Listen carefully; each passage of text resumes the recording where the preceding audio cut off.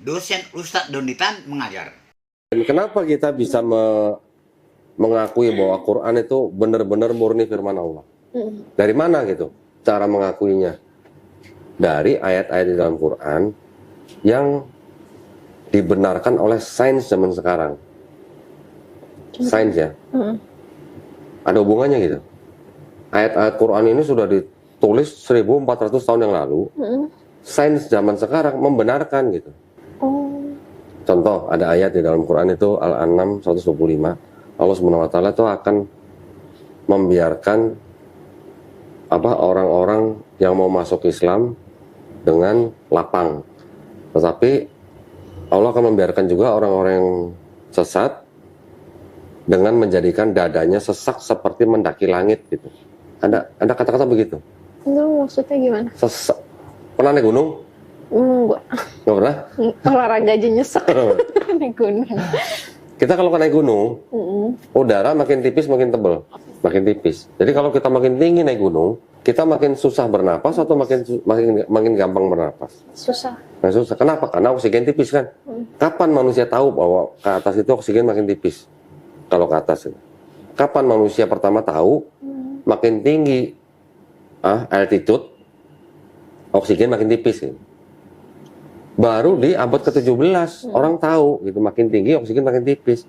Yang nemu tuh ilmuwan namanya Pascal. Tahun 1648. Oh, berarti Pascal ilmuwan yang nemuin sains itu jauh lebih hebat atau lebih pintar daripada Allah Subhanahu wa Ta'ala.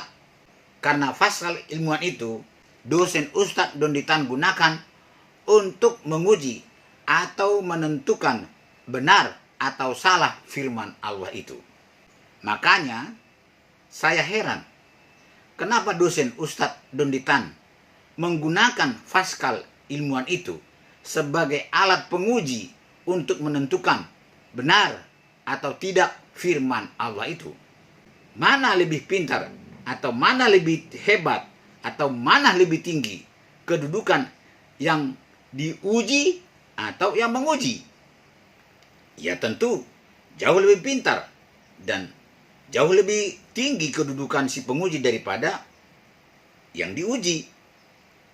Karena pengujilah yang menentukan benar atau salah tentang apa yang dikatakan atau yang dinyatakan oleh yang diuji itu. Analoginya Allah juga tidak masuk akal dan tidak masuk logika. Kapan dan di mana pernah ada orang yang pernah mendaki langit? Tidak ada seorang pun manusia yang pernah lahir ke dunia ini pernah mendaki langit.